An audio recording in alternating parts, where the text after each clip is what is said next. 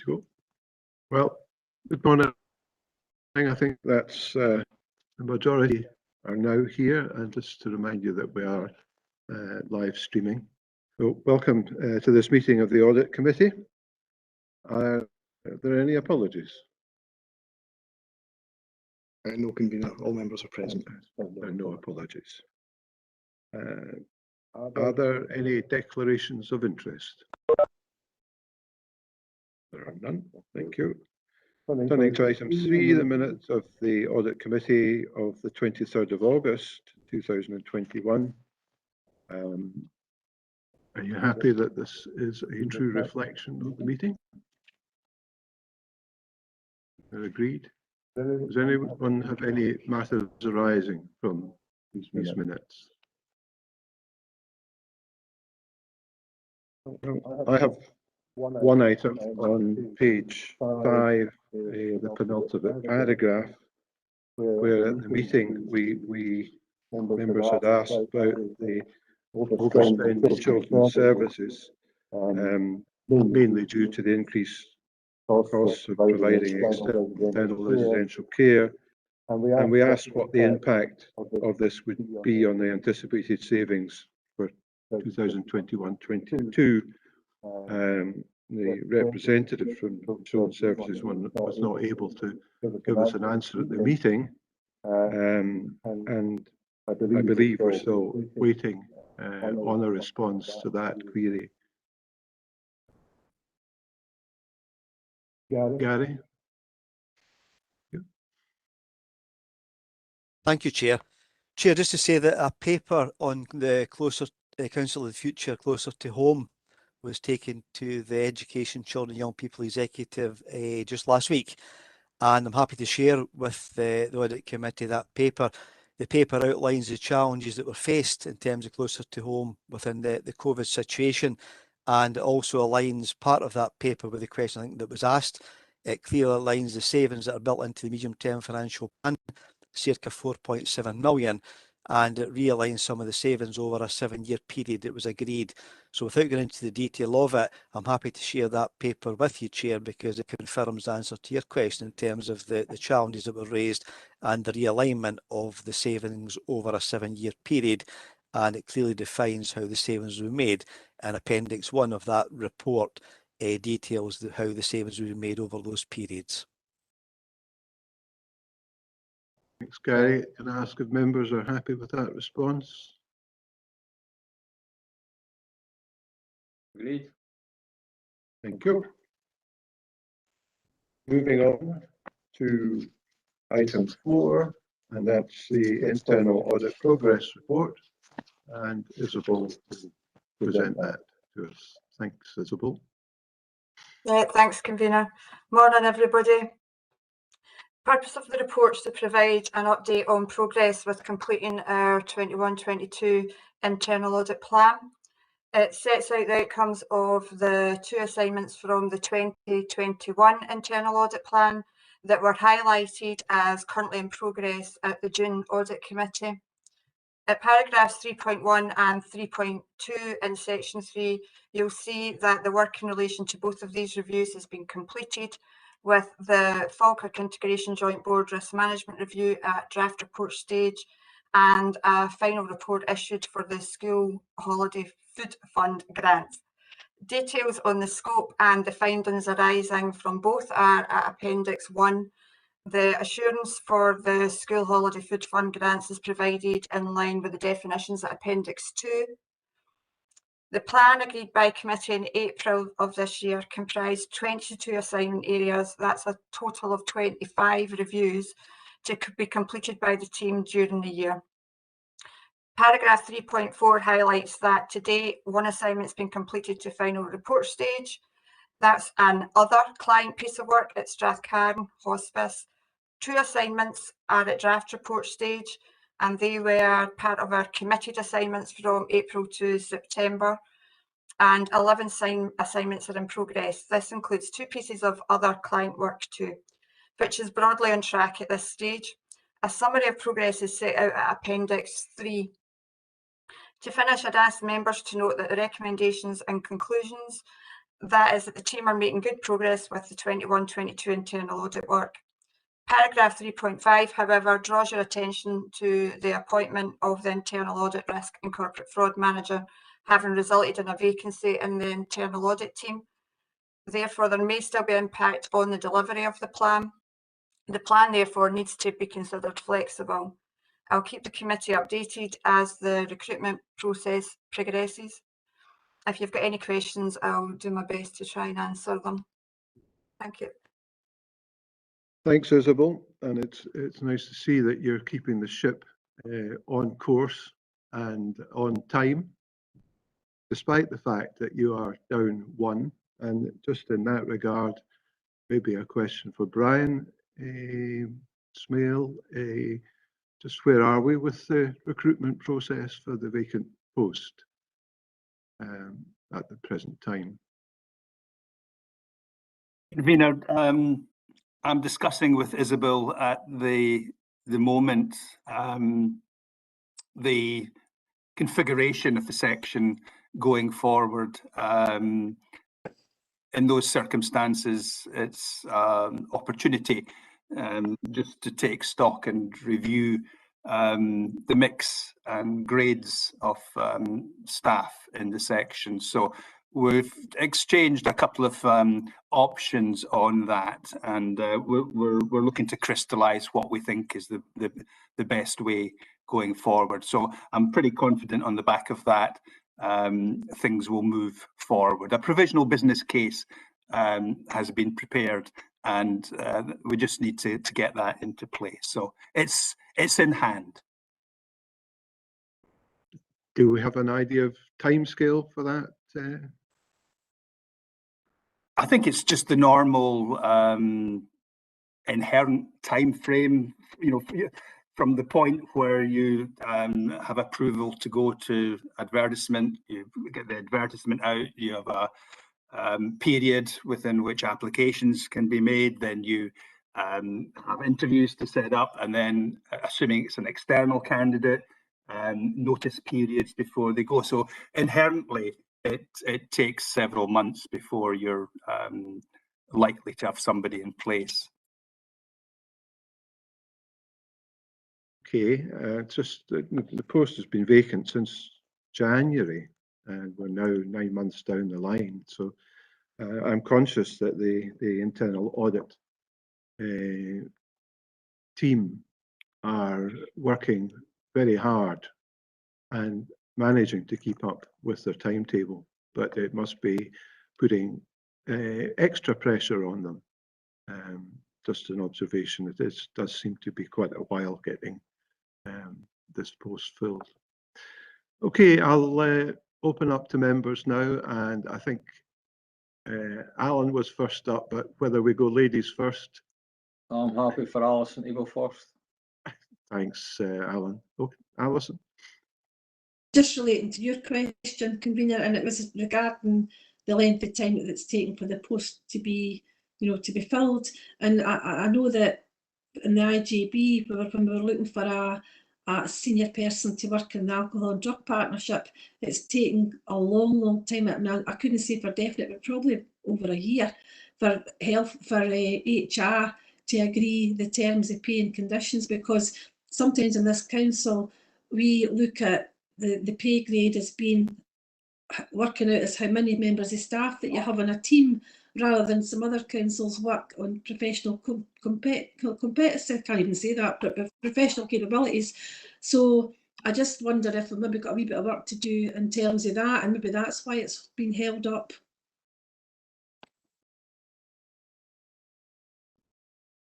Convener, if I can maybe just interject there. The issue is not anything to do with HR. It's just within between myself and Isabel, just reviewing the configuration, as I say, of the internal audit team. I take the point of drift, and on the back of this meeting, we will undertake to nail things and move them forward. Thank you, Brian. Anything further, Alison? Councillor Alan Nimmo, Alan? Yeah, thanks, Nigel. Just on the back of what you were saying yourself earlier on, convener, and also what Brian was saying, just obviously that was in relation to the recruitment side of things. I'm conscious, obviously there's been a possible severe impact in relation to COVID, and I'm just wondering what the implications on the internal audit team has been in relation to COVID.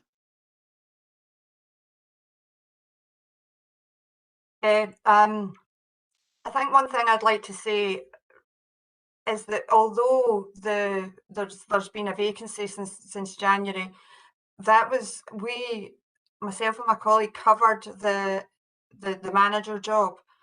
And so although we weren't sure at that point what the appointment was going to look like for the manager's job, so we, at that point, coming into the April audit committee, made a reduction in the plan, partly because of COVID and partly because we were in this transitional stage, because we didn't know what this year was going to look like.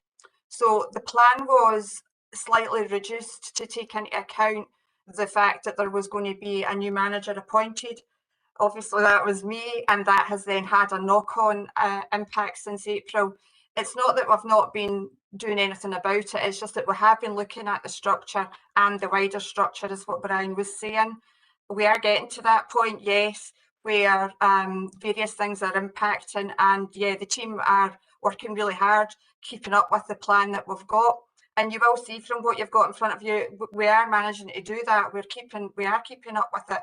But Councillor Nimmer, part of your point there about COVID, yes, there's definitely been impacts. We've still got ongoing work that we're trying to cover in terms of the various pieces of following the pandemic pound work that we've got there. But we took that into account at the beginning of the year, and it is just a matter of looking at the plan on a constant basis and just trying to be a bit reactive and flexible to it. So all being well, we're where we should be in terms of what we've got, because we committed assignments up until September, and then we've got another set of assignments from October onwards. Okay, thanks for that update, Isabel. Thanks, convener. Thank you. Anybody else? Any other member like to come in? Any question? If not, can I just ask Isabel, just looking at Appendix 1 on page 16, on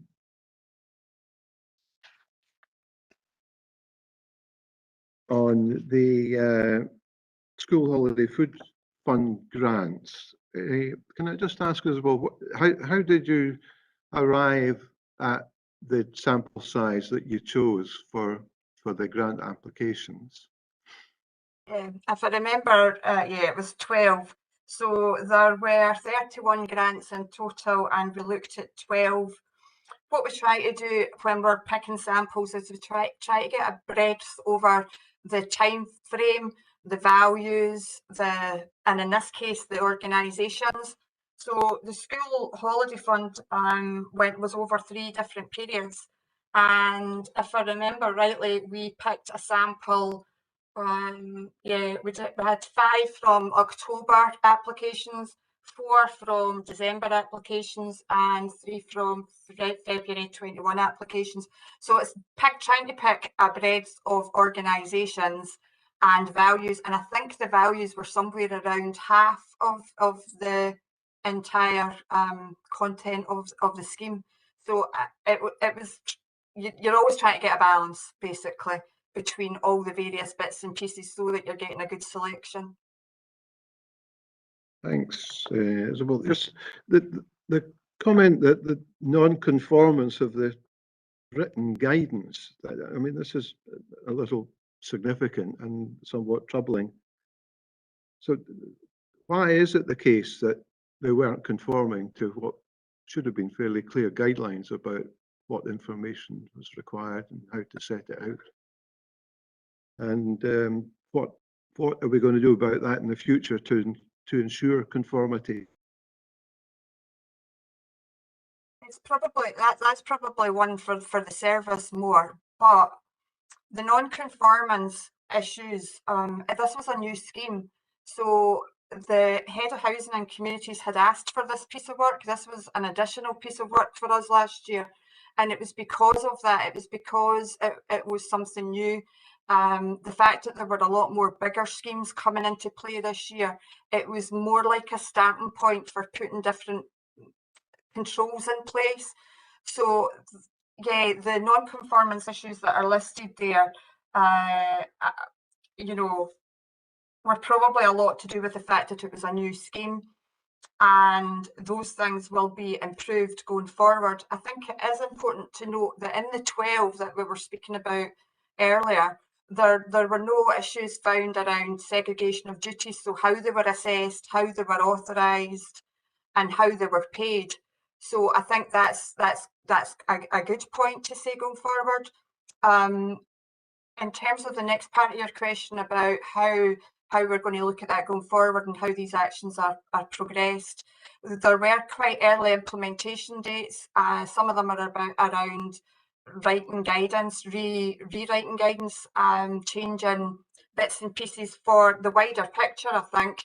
And there's been ongoing review of that. There's, you know, the work that we do for this committee around recommendations and trying to make sure that recommendations are implemented.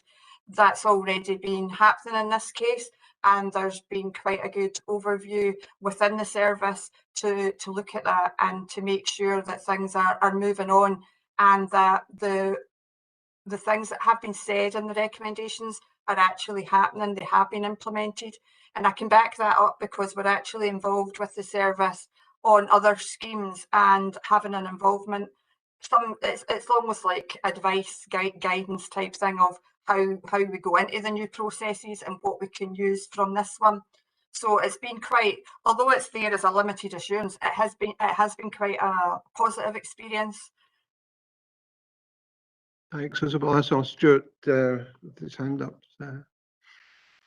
Thanks, Convener. I think just to support the comments that Isabel's made here. So we asked for this piece of work to be done by internal audit as a lessons learned exercise for us, and the work internal audit have done has been really helpful in informing how we're going to go about applying the food fund going forward. Worthwhile bearing in mind that if we look back, we thought that the application of a food fund was going to be something that was going to be time limited to something over the course of last summer. Then it became apparent that it was going to be something that was going to extend beyond then. So it's important for us to make sure that we had some robust processes in place.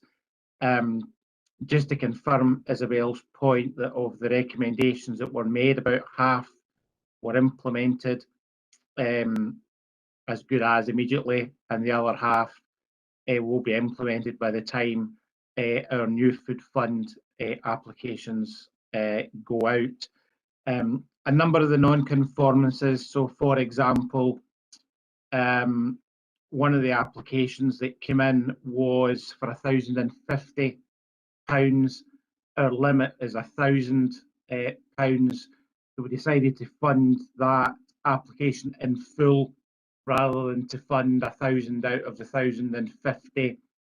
So I suppose that we've learned a wee bit just in terms of the restrictions that we put ourselves in the initial guidance, and just tried to kind of build ourselves a wee bit of leeway in that as we move forward, so that we're not as bureaucratic as perhaps our initial restrictions set out. So maybe just to give you a flavour of the type of things that come up as non-conformance, but we can learn from and adapt and be more flexible on.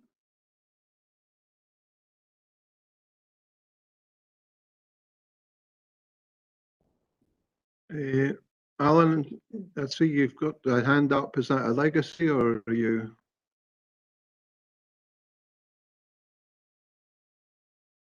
Sorry, Convener, that's a legacy hand. I'll take it down just now. Thanks. Now, Members have any further questions on this item?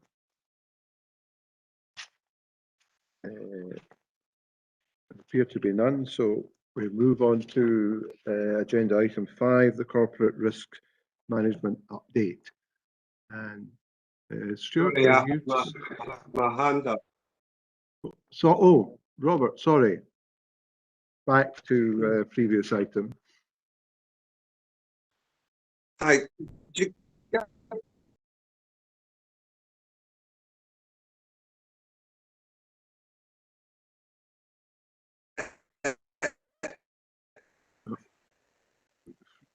You've frozen, Robert. Try turning off your video and see if we can get sound.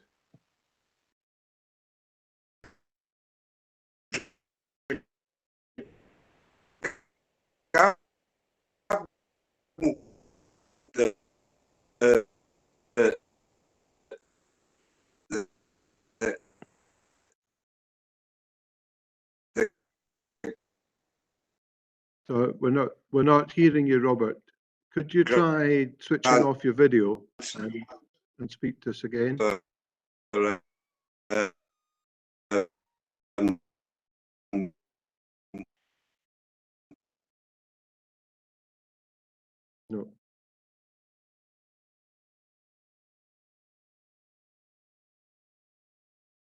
No.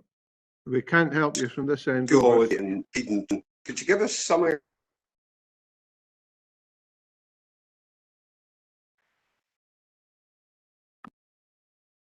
No. Robert, can you hear us? Councillor Spears, can you hear us?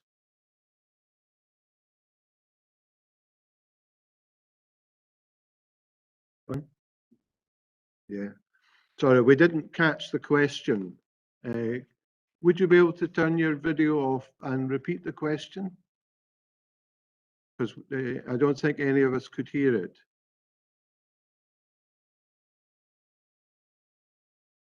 Frozen. Yeah. I'm sorry, it looks as if Councillor Spears is frozen. I think we should, unfortunately, we can maybe come back to that if Robert gets back in, but I think we should move on to agenda item 5 now, the corporate risk management update. Sorry, I didn't catch anything. Is it Brian? Yes, convener, I'll pick this.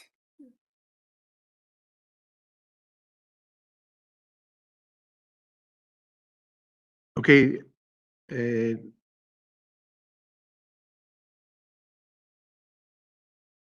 So just take Brian. Yep. Okay, Brian, thank you. Yes, please. Thanks, convener. So this is one of the regular updates that come to Audit Committee on risk. You can see in para 4.1, it sets out the respective responsibility of the Audit Committee relative to the executive.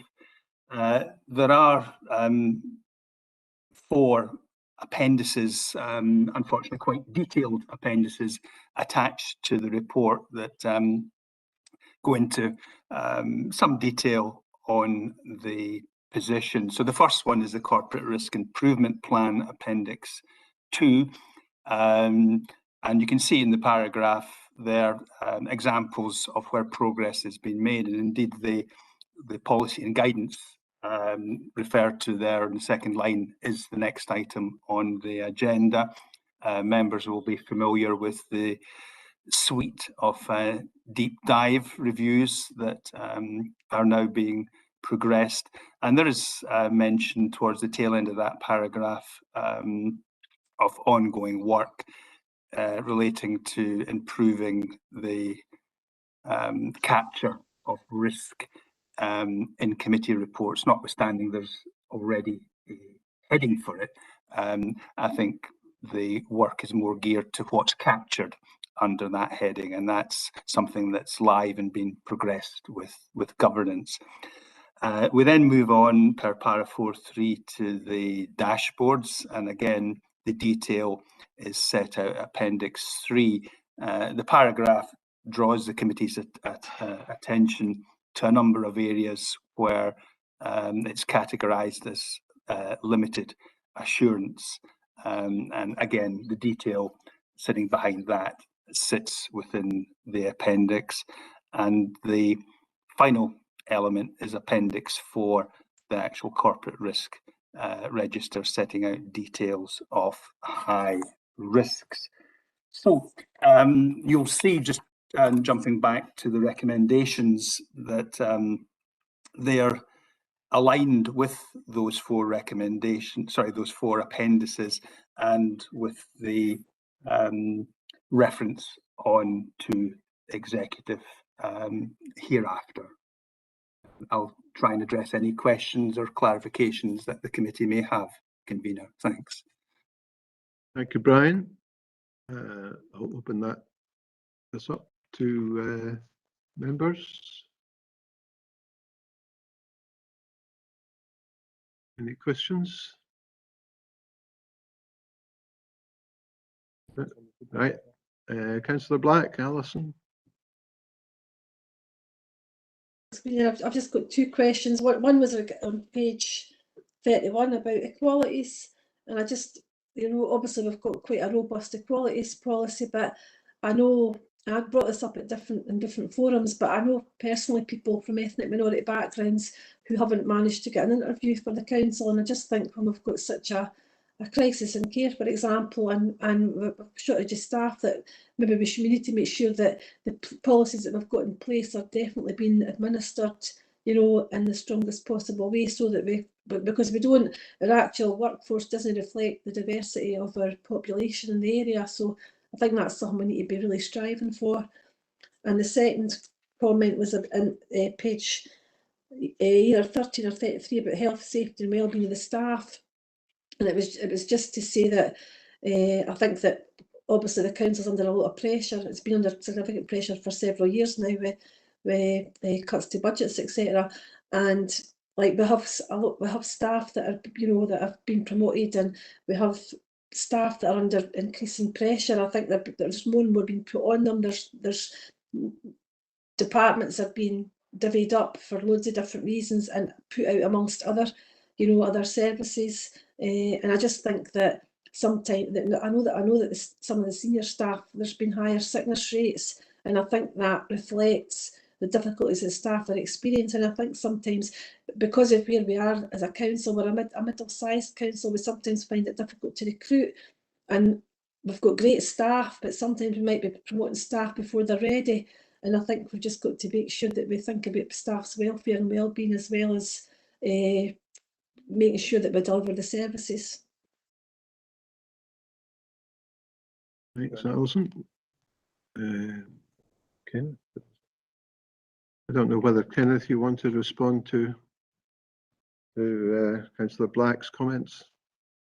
Yeah, thank you, convener. I suppose to start on the issue of well-being, I think this is a concern for all of us, and Councillor Black is right to observe the increasing challenges that staff are under. I think that was the case in advance of COVID, and I think COVID has made it more challenging for many of our colleagues because of the changes and the pressures that has brought.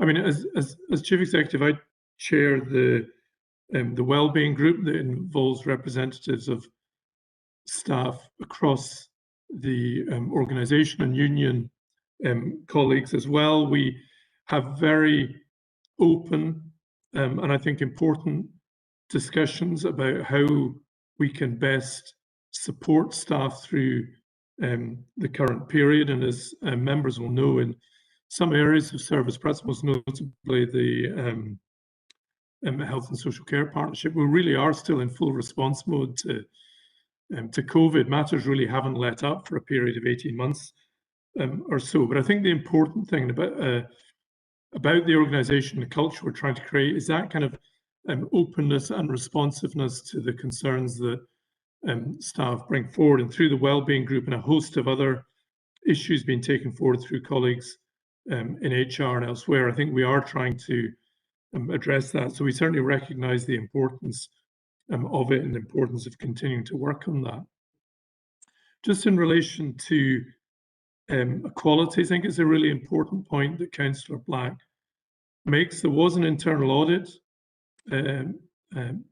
report done in relation to our approach to equalities. I think that was in 2019. It reported. We've subsequently had a report into the corporate management team, which set out our responses to that. I think we've got quite a lot of work to do in this area. We do now have a plan for that. It does include issues round about recruitment and ensuring that we are more representative of the communities that we serve, and that doesn't just relate to Black and minority ethnic communities, actually relates to the disabled community as well and others. So I think on equalities, whilst there's been that very good report that came through internal audit, there's been an action plan developed on the back of that, which has been approved through corporate management team. But I do think there's a need to up our game, and we're focused on that and the need to do that. Thanks, Convener. Thank you, Kenneth. For the questions, comments, Cecil, yeah, Councillor McJohn, I see your hand up. Thank you, Convener. I've got a number of questions, but I'll give you them all, and then we'll let the services answer in turn. Just touching on a wee bit of what Alison was raising there around equalities, and I just wanted to ask a wee bit more around where we are with our mental health services within schools, because while our staff are under enormous pressure, so are our young people. And I know that we had managers recruiting there, but it's about when we're going to have that programme in place, as particularly as the next round of the most acute phases of education are going coming on as we reach the end of the year for our young people, and the anticipated anxiety around what's going to happen from Education Scotland, the SQA, etc. I think we'll have an overlay, particularly around exams. On equalities itself, I wonder when we've last looked at equalities and the risks around that, and that it feels as if the equalities are becoming greater as a result of the pandemic, and therefore is there a need to look to adjust our mitigation of that, and therefore where our resources are best directed. And not unrelated to that is our budget position, and whether or not we should be looking to escalate that from medium to high, just because of the risks that are around at the moment on that. And finally, it's when we last reviewed our risk appetite, was that pre-COVID? Should we look to do it fairly soon in the recovery phase of COVID, to see if there's something that we can do in there that gives us greater assurance about our direction of travel. But I hope that wasn't too garbled, Convener, made sense, and I'll await the answers from the two officers. Thank you. Thank you, Cecil. A number of very good points there. I wonder who's going to come in first to pick up on these. I see Gary Greenhorn. Gary, thanks. Yeah. Thank you, Convener. In terms of the first question that the leader posed in terms of supporting children mental health in schools, that the schools, the secondary schools and the clusters have had devolved money put out to them to support the recruitment of counsellors in schools to support that. There's other monies that are planned. As you know, that the Scottish Government are currently reviewing the whole Scottish Attainment Challenge devolving of funds, which includes the Pupil Equity Fund, or PEF as it's commonly known, and we're expecting further information on how they're going to devolve that in terms of to local authority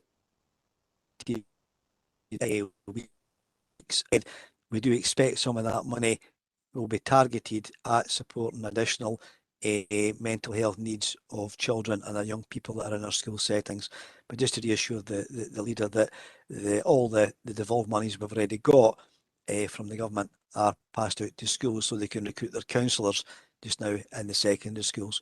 But hopefully there'll be more money flowing from that in the weeks and months ahead. Thank you, Chair. Thank you, Gary.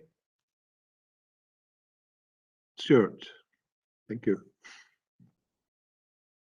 Thank you, Convener. I'll maybe try and pick up on the questions that the leader asked in relation to equalities. As part of our workforce plan that was considered in the business plan in May at Council by members, where an equalities section included in there, that picked up on a number of the points that Councillor Black raised, and set out a number of actions that the council was planning to take. Kenneth referenced a report to corporate management team on equalities. There's a equalities working group being established, and that's working its way through to produce the next report for us on equalities. I just need to double check where that report is intended for, whether that's for the executive or scrutiny, but there is a report in the pipeline which will come to elected members on equality matters. I don't know whether Brian maybe wants to pick up on the issue of risk appetite and when that was last considered. Convener, Yes, if I thank come in you. on the back of that, yeah, there's maybe Absolutely, 2 points. please. Two points, particularly pertaining to me in the questions the leaders posed. On risk appetite, coincidentally, last Thursday we had one of the periodic meetings of the Corporate Risk Management Working Group, and this item was formally on the agenda for discussion, and that's a recognition, just as the leader suggests, that we do need to revisit how that's profiled. And I think there's a recognised training dimension to that, to explore in more depth what we actually mean by risk appetite. So I think there's quite a fertile agenda there that is very much on the radar, and which we will move to forward. On the question of financial sustainability, there is a valid question as to whether the existing categorization of medium might be changed to high. You'll see in the relevant page 32 that, as with all of them in this section, this Appendix 4, most are initially categorized as high, but in the little, the top right hand of each of the templates, there's a revised assessment after the application or implementation of remedial action, which for most of them takes them down to medium.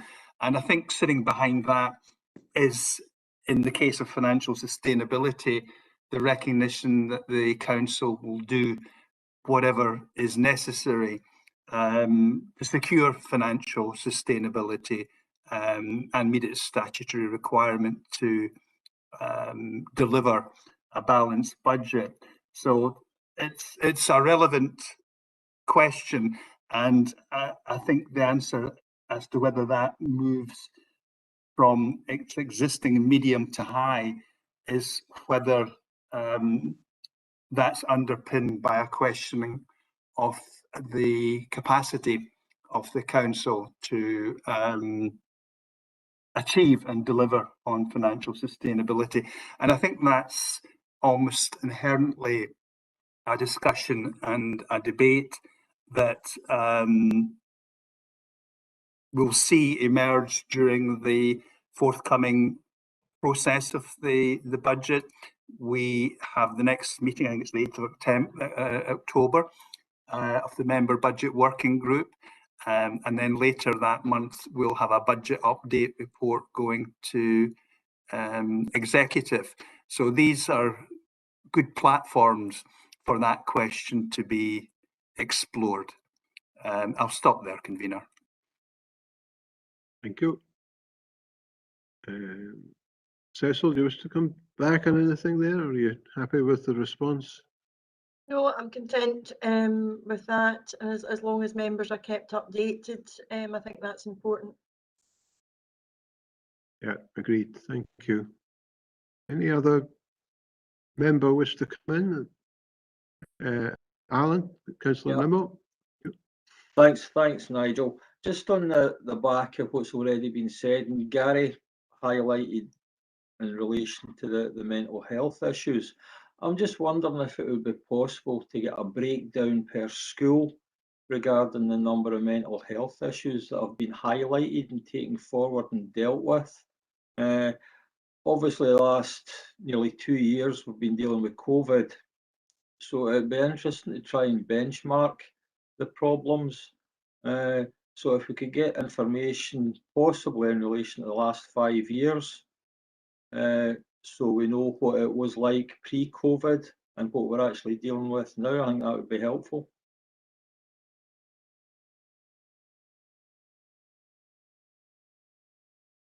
Gary, are you able to pick up on that, Gary Greenhorn?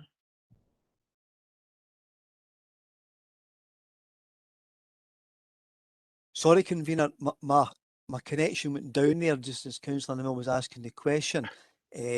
But I'm happy to give Councillor Nimmo a phone after it to provide the information if need be. Otherwise, if you could repeat the question, I'll see what I can answer just now. Sorry, the whirly wheel was on my screen there. I do apologise. Councillor Nimmo was asking for a breakdown per school of number of pupils with mental health issues. Is that correct, Alan? Yeah, that's correct, Nigel. Okay.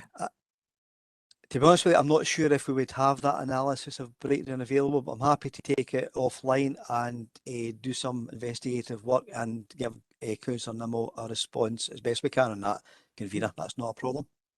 Convener, I'll speak to Gary separately and take it up with him direct. That's fine. Okay. We just further to that, certainly by all means, it'd be helpful for the committee to get a briefing note on the outcome of that. Okay, I'll arrange that, convener. Thank you. Thank you.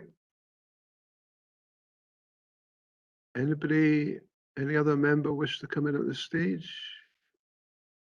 See any hands? I've just a question on page Appendix 3, page 27. Why have no services given us any assurance that they've implemented the necessary effective climate change plans corporately, given the importance that we attach to it? I don't know, Kenneth?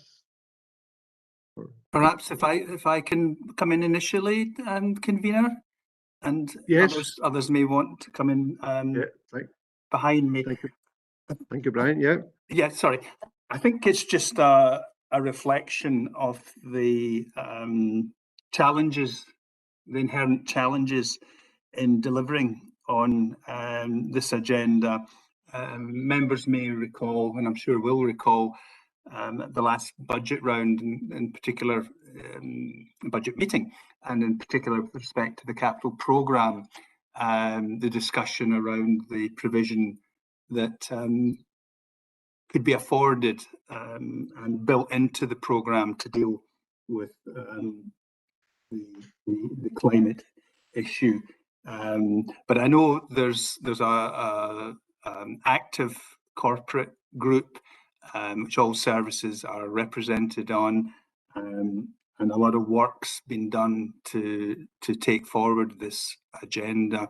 In fact, one illustration of that after this meeting, I have a meeting with a colleague to talk about carbon budgeting. So there's a lot happening, but I think there needs to be more tangible action before we can give a more, how shall I put it, more accommodating assessment. But as I say, others may wish to come in behind that. And I see Douglas Duff on the call. I'm sure Douglas would be well placed to supplement what I've said, convener. Thanks. Happy to do that, convener, and just picking up on Brian's explanation there. Thank you. I'm happy to come in on that. And just to say that there was a report to the executive in June, which gave an update on the work that was taking place in regard to the climate emergency, and attached an initial action plan on climate change, which noted a number of actions taking place, including the carbon literacy training that's taking place involving elected members and officers from across the council. All of this with a view to preparing a more detailed action plan that is intended to be prepared as the next phase of activity. And I think that just denotes the scale of work that's required around this, as Brian has mentioned earlier there. And so it is very, being taken very seriously by services, but it does take some time to pull together. Thank you, Douglas. Okay. Do we have any other questions or comments on this report? If there are none, are the committee agreed to, having reviewed the Appendix 1, 2, 3 and 4, we're happy to report, refer this report to the executive for review and approval? Yeah, I see Alison nodding. We're all agreed? We are agreed. Yeah. I wonder, before we move to the last item, I'm conscious that Robert had a point to make on the previous agenda item. Robert, are you with us? Do you wish to make a comment? No, can you hear me okay? We can now, yes. I've changed the connections, so I wasn't picking up on what you said. I was just asking for examples regarding the funding for out of school and school holiday provision to voluntary organisations that are trying to provide meals and various other stuff for children. Okay. Did we pick up on that? Just for clarity, we in order to accommodate Councillor Spears' question, we've returned to agenda item 4 and specifically relating to page 16 and the school holiday food fund grants. I don't know whether anybody wants to pick up on Robert's question. Stuart, thank you. Thanks. So if I'm understanding Councillor Spears correctly, you're just looking for some examples of organisations that were paid from this? No, you said there was non-compliance. I was looking for the examples of the non-compliance. Okay. So, yeah, I understand. So one of the areas of non-compliance was that we originally said that the upper limit of contributions that we were going to make was going to be £1,000, and we got an application in for funding for £1,050. So we made the contribution of £1,050 to make sure that the application was fully funded. So there's, one example of non-compliance, but we can probably box ourselves in a wee bit by putting a specific amount on how much we would fund as an upper limit. Maybe another example is that an organisation applied for funding for more than one school holiday period, and the aggregate of the funding that we gave them for more than one holiday period was over £1,000. So these are maybe just a couple of examples of kind of non-compliance from the framework that we had in place last year. Thank you, Stuart. Robert, you happy with that? Yes, sure. Maybe in future we can give the organisations, the volunteers, more help with this appliance. We discussed at another meeting about volunteer fatigue, and form filling is one of the main causes of fatigue. I know we had a very successful one here in Grangemouth where we worked with the local churches who came in and helped, and it seemed to go down very, very well and very much appreciated, not just by local children, but especially their parents. I owe them a debt of thanks, and any help we can give to these organisations and volunteers would be greatly appreciated.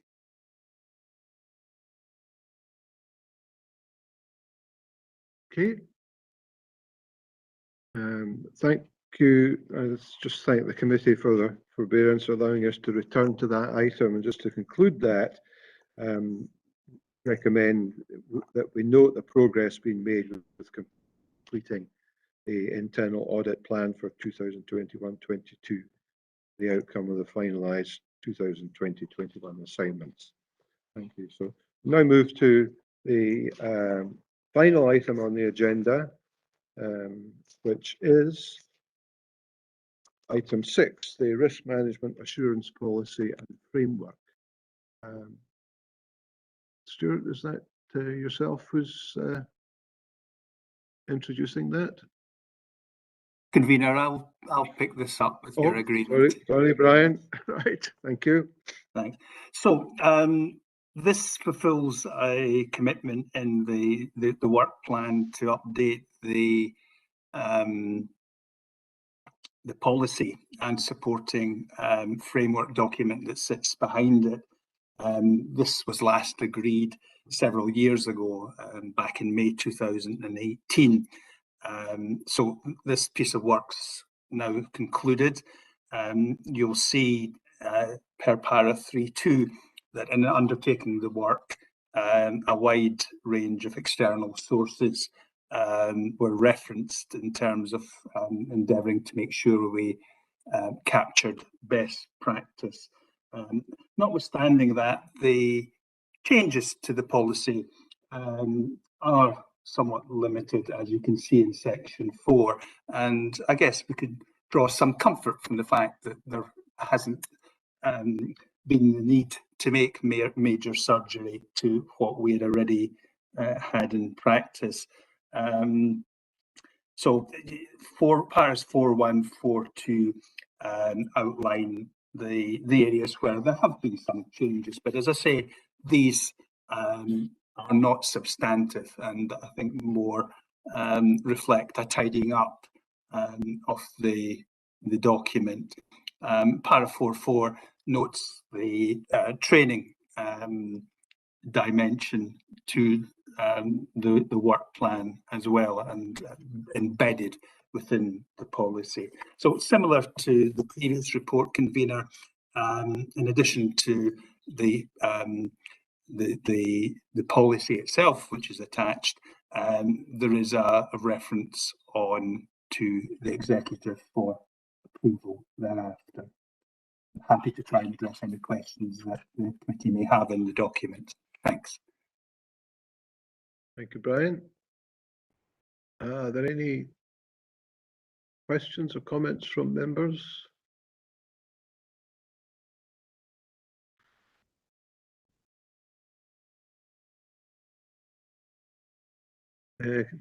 Oh, sorry, I see the hand now. Councillor Meikle-John, Cecil, thank you. Thank you, Convener. It's just a very brief comment, and in the scheme of things, it's probably something that's quite small. It'd been helpful just to have had in the covering report just what the changes were, or even track changes within the policy, just so that members' eyes were drawn to where the change was, rather than having to wait to come to the committee. I appreciate it's not a huge change in this case, but I just think it would give members the opportunity to have some thoughts about it, and perhaps look at the implications of that change a wee bit better for scrutiny.